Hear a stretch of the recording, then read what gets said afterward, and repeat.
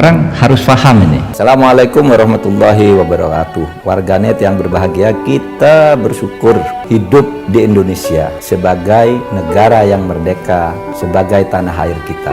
Mari cintai tanah air kita ini agar kita bisa melaksanakan perintah Allah dengan sebaik-baiknya. Dengan tingkat kepuasan yang akan sampai 82,2%, banyak yang meyakini, analis politik satu suara mengatakan bahwa Jokowi adalah Kingmaker 2024. Survei Indometer, Jokowi tak ingin legasinya dirusak oleh sosok yang tidak dapat dipercayai. Hasil riset lembaga survei Indometer menunjukkan kepuasan publik terhadap kinerja pemerintahan Presiden Joko Widodo mencapai 81,4%, dengan 9,6% diantaranya menyatakan sangat puas. Di tengah tingginya tingkat kepuasan publik yang menembus 81,4%, Jokowi menjadi faktor penentu dalam Pilpres 2024. Tetap tingginya tingkat kepuasan publik, bahkan mencapai rekor tertinggi di atas 80%, merupakan fenomena yang baru terjadi pada masa Jokowi. Pada pemerintahan sebelumnya, ketika masa jabatan 2 periode akan berakhir, hanya separuh yang merasa puas. Berbeda dengan para pendahulunya, Jokowi tidak bersikap diam dan berpangku tangan dalam kontestasi untuk memilih pemimpin nasional berikutnya. Jokowi mendorong sejumlah tokoh untuk maju, baik sebagai calon presiden maupun calon wakil presiden. Jokowi tidak ingin legasi pembangunan yang telah diletakkannya dirusak oleh sosok yang tidak dapat dipercayainya, bahwa para bakal calon presiden maupun bakal calon wakil presiden yang ingin berlaga pun harus memperhitungkan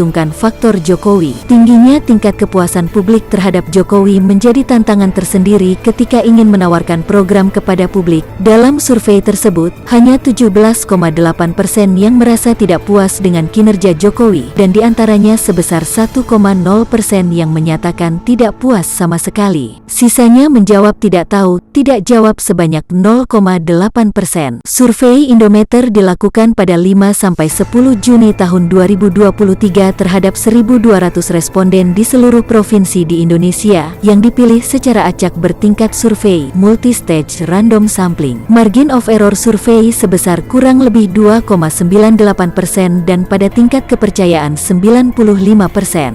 Masing-masing sebagai bakal calon wakil presiden. Lalu siapa yang paling potensial dan juga punya nilai tawar tinggi untuk menjadi cawapres Ganjar Pranowo? Kita bahas bersama dengan Sekjen P3 Arwani Tomafi, Wakil Ketua Umum PAN Yandri Susanto, dan Direktur Eksekutif Indikator Politik Indonesia Burhanuddin Muhtadi. Saya mau ke Bang Yandri dulu. Bang Yandri, jadi kemarin pada saat itu pertemuan antara Bu Mega dengan Pak Zul Ketua Umum PAN dengan juga Pak Mardiono Ketua Umum P3. Jadi itu ketemunya bertiga bareng-bareng. Pertemuan antara Bu Mega, Pak Zul, dan juga Pak Mardiono. Pertemuan resmi PAN itu ketika di PDIP, tapi memang ada beberapa pertemuan informal yang tidak diekspos ke media. Ada beberapa pertemuan informal. Agendanya sama, saya ikut di pertemuan kecil sebelum pertemuan besar itu dilaksanakan. Ada Ibu Mega, ada Mbak Puan, ada Mas Hasto. Ya langsung Bang Zul menyampaikan kalau bisa kita bekerjasama dalam Pilpres, dalam kontestasi di 2024, Ganjar berpasangan dengan Erick Thohir. Oh, jadi langsung ya, terang-terangan ya waktu itu disampaikan ya Bang Yandri ya? Kan terang-terangan, karena yang kita tawarkan kan bukan yang kaleng-kaleng, udah mantap ini Bang Yandri. Nah, sama dengan ketika kami menerima kunjungan balasan Bang Dasko sama Bang Mujani dengan rombongan PP PAN 3 hari pasca kami ke PDIP.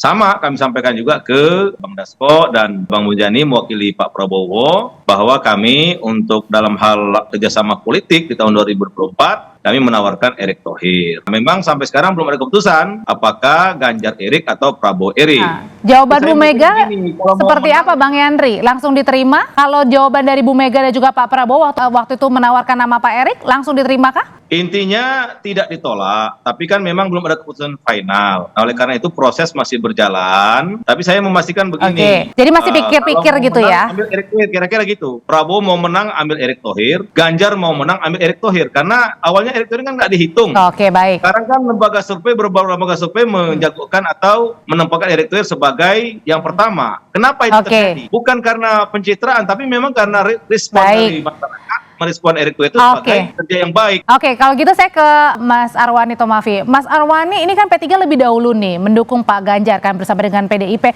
Kalau PAN juga nyodori nama Pak Erik, berarti PAN nyalip dong secara tidak langsung atau secara langsung bahkan. Kita ini harus membudayakan tradisi antri ya. Ya kalau masuknya duluan P3 ya pantasnya P3 dulu gitu ya. Jadi gini, koalisi atau kerjasama dalam pengusungan Capres-Cawapres. Kita tahu bahwa Capres-Cawapres itu satu kesatuan. Mestinya seorang cawapres itu tentu juga harus nyambung dulu dengan capresnya gitu loh. Kalau kita lihat Sandi ini sudah jelas tegas ya, mendukung dan siap mensukseskan Pak Ganjar. Artinya dari sisi chemistry antara seorang capres dan cawapres itu sudah kelihatan sekali. Tidak usah diragukan lagi ya, PDIP bisa langsung. Sudah tegas. Jadi pilihan yang utama itu yang tegas-tegas mendukung Ganjar gitu loh. Bukan kok saya yang ini mau, yang itu mau gitu loh. Kelihatannya kan seperti belum jelas kan mau yang mana gitu loh. Ini kan apalagi kalau dalam beberapa survei cawapres itu ya memang dalam pilpres itu yang menjadi ini capresnya gitu loh. Mas Burhan, ini harusnya katanya tadi P3 harusnya daftar antrian dulu dong PAN. Kan P3 terlebih dahulu kan dukung Pak Ganjar. Nah ini sebenarnya tarik-menariknya di cawapresnya ini akan seperti apa nih antara P3 dan PAN? Menurut saya wajar ya kalau P3 punya alasan macam tadi, bagaimanapun P3 sudah menawarkan Sandiaga Uno sebagai cawapres, apalagi Mas Sandi sudah jadi ketua Bapilu, tetapi sering perhitungan dalam memilih capres-cawapres itu sangat ditentukan oleh kebutuhan objektif, keperluan subjektif dari PD Perjuangan sebagai partai yang secara kursi cukup untuk bisa mencapres dan mencawapreskan pasangan tanpa harus berkoalisi dengan partai manapun. Jadi yang pertama yang harus diingat, PDIP ini partai yang punya golden ticket, jadi punya kemerdekaan dan keleluasaan untuk menentukan siapa cawapresnya. Nah pada titik itu, Audrey, itu dilihat plus minusnya antara dua nama ini, Sandi dan Erick Thohir. Plus minusnya misalnya dia dari sisi elektoral, siapa yang potensial mengusung, mendukung atau memberikan kontribusi elektoral. Karena meskipun sumbangan cawapres tidak sebesar capres tetapi posisi Ganjar sekarang itu sedang tertimbun dalam margin of error dibanding Prabowo.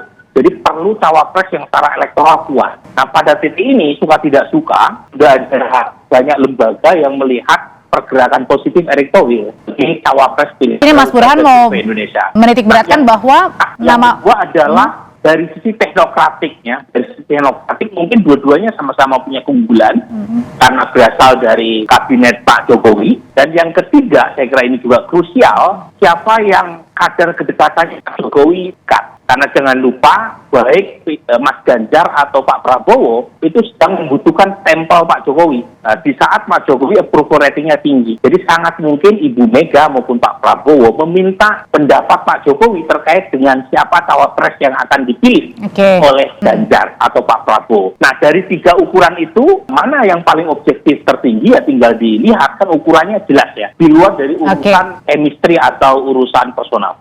Kalau gitu berarti Bang Yandri, nama Pak Erick Thohir ini ditawarkan ke baca pres Pak Prabowo dan juga Pak Ganjar, artinya ini arahan dari Pak Jokowi atau justru nunggu Pak Jokowi mau yang kemana nih baca presnya, Pak Erick atau Pak Sandi kemananya? Ya karena kita melihat kan bukan hanya sekedar maju dalam kontestasi pilpres kan, tapi tujuan menang itu menjadi utama. Dan tadi saudaraku Wani mengatakan sistem anti, saya kira nggak masuk ke sana ya, karena faktanya P3 sudah terang-terangan mendukung Pak Ganjar, nggak direspon juga ke Sandi kan sampai sekarang. Oleh karena itu, saya meyakini kalau Ganjar mau menang, pasti dia ngambil Erik. Termasuk kalau Prabowo menang, pasti ngambil Erik. Kenapa? Nah, oleh karena itu, dalam artian, maksud saya, kedua capres ini, baik Ganjar maupun Prabowo, pasti hitung betul ini. Siapa yang pasti memenangkan kontestasi, artinya daya direct itu siapa dari faktor cawapres. Nah, kami melihat sedang tren Erick Thohir sekarang sangat bagus, dan dengan juga Pak Jokowi dengan sangat dekat. Oleh karena itu, syarat untuk dijadikan cawapres, baik ke Ganjar maupun ke Prabowo, itu masih mungkin. Nah, kalau Pak Sandi kan memang dia mati kartunya cuma di Ganjar, karena ke Pak Prabowo nggak mungkin lagi kan, karena sudah meninggalkan Gerindra dan sebagainya. Artinya kita kalau Pak Erick Thohir ini masih bisa Ganjar atau Prabowo. Nah, oleh karena itu kami meyakini dalam kontestasi pilpres ini, insya Allah Pak Erick Thohir bisa menjadi cawapres baik ke Ganjar maupun Prabowo. Dan kami sekali lagi meyakini tren positif Pak Erick Thohir dengan kerja-kerja baiknya seperti sepak bola, BUMN dan sebagainya itu akan direspon positif oleh masyarakat, dimakan dalam elektoral nanti. Oleh karena itu, kami meyakini dalam tidak waktu yang lama lagi, pasti ada keputusan apakah Prabowo yang ngambil Erik atau Ganjar yang ngambil Erik. Nah, oleh karena itu, Mas Arwanito Mafi, kalau misalnya tingkat elektabilitas Pak Erick Thohir nih lagi tinggi-tingginya berada di atas Pak Sandi, kalau gitu misalnya dipilih oleh PDIP dan juga baca pres Pak Ganjar, akankah P3 mundur atau terima? Terima. Jadi kerjasama yang selama ini kita jalin dengan PDI Perjuangan itu kerjasama yang tidak hanya berkutat pada persoalan pilpres saja, bahkan kita jauh dari itu. Kami yakin bahwa nama yang kami sodorkan itu juga sebelum kami menyampaikan keputusan tentang Pak Sandi itu juga kami sudah berkomunikasi intensif dengan teman-teman di PDI Perjuangan. Bahkan Ketua Umum kami juga sebelum memutuskan dalam Rapimnas itu juga sudah berkomunikasi dengan